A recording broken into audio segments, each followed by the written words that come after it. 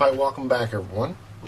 Next I'd like to take a look at this serial number of days things that you see in your textbook and look at in the course as well. I've included it in the content. And I just wanted to show you how to use it, okay? So it's very important to know how to use it.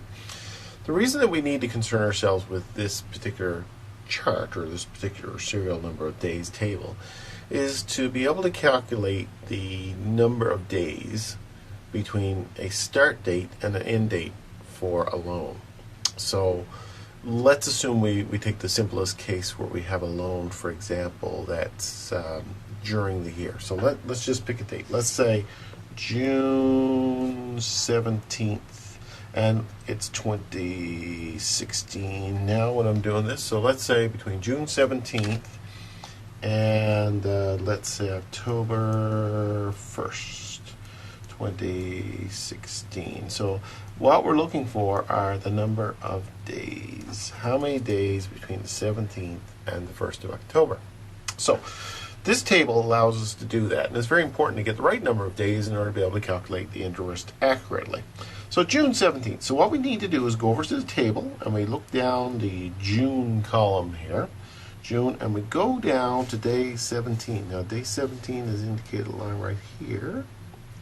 So you will see that June 17th is the 168th day of the year. So that's day 168.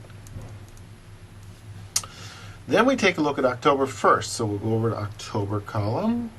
And October 1st is an easy one because it's at the very top here. October 1st is day 274. So what we need to do is we take 274, the high number day, subtract 168, which is the low number day, and we punch that into our calculator. That will come out to be 106 days. Now this will tell us that this loan period is 106 days. So when we go to do T, when we put T in our formula, remember now our formula is I equals PRT.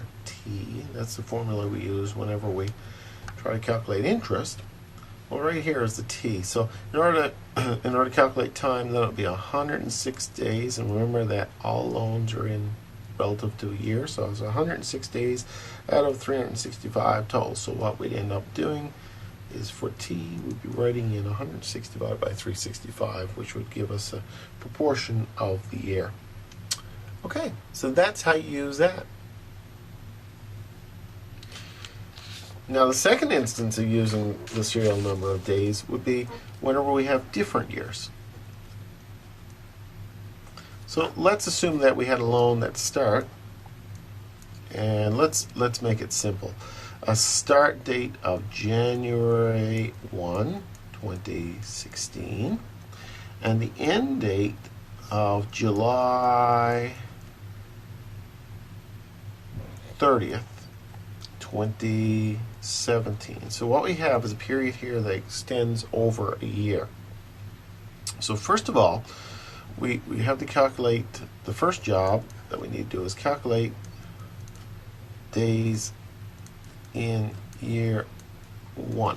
So we're running from January 1, 2016 to December 31st, 2016. And we know, and we can look on our table if we want, 365 days. So that's 1 year. And in the second year, then we run from January 1, 2017 to July 30th, 2017. So January 1, we look on our table, January 1 is day 1. And July 30th, looking down, July 30th is 211, day 211. So we take the 211, subtract the 1, that gives us 210. So 210 days in 2017. So if we look at our loan then, our loan extends over the 365 days in 2016 plus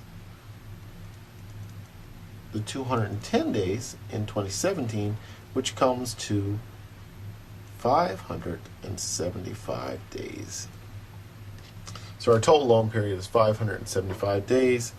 And in order to calculate the time, then, what we need to do is we take 575 and we divide it by 365, because that's a year. So it will give us a year, and basically a year and a half. So when we put the t in the formula that we'd use, I equals p or t, the t then would be 575 over 365. So that's how you do that. That's how you use the table.